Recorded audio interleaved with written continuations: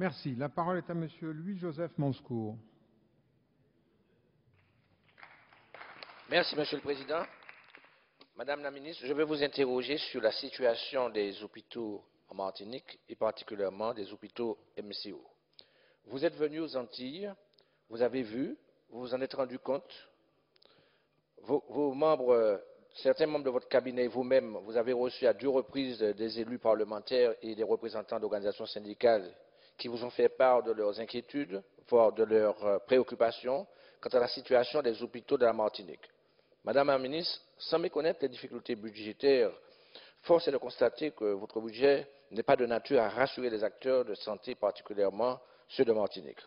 Par ces temps de crise, tout un chacun peut comprendre la nécessité de rationaliser les moyens financiers et budgétaires, mais il y a des urgences qui ne peuvent point attendre. La santé des Français de l'Hexagone et des Ultramarins ne saurait être sacrifiée au profit de l'équilibre budgétaire.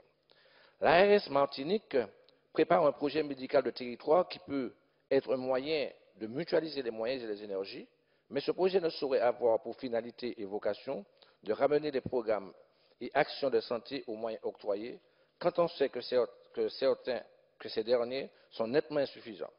C'est là une source d'inquiétude dans nos régions ultramarines et plus particulièrement à la Martinique. Ce ne sont pas les 36 millions au lieu des 18 initialement prévus pour la reconstruction du plateau technique du CHU de Fort-de-France qui vont solutionner tous les problèmes que rencontrent les hôpitaux de Martinique. Quid des créances irrécouvrables? Quid du coefficient géographique ô combien important pour la Martinique? Madame la Ministre, vous le savez, nos populations sont vieillissantes, fragilisées par un certain nombre de maladies, cancer, AVC, Alzheimer. Elles sont exposées aux accidents climatiques, à diverses épidémies telles que la dengue, aux pollutions dangereuses comme la chlordécone, sans oublier le contexte de l'appauvrissement social.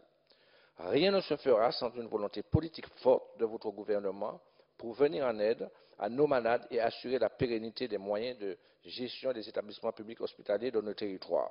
Vous avez écouté tout à l'heure Madame Janima qui vous a rappelé la situation de la Guadeloupe.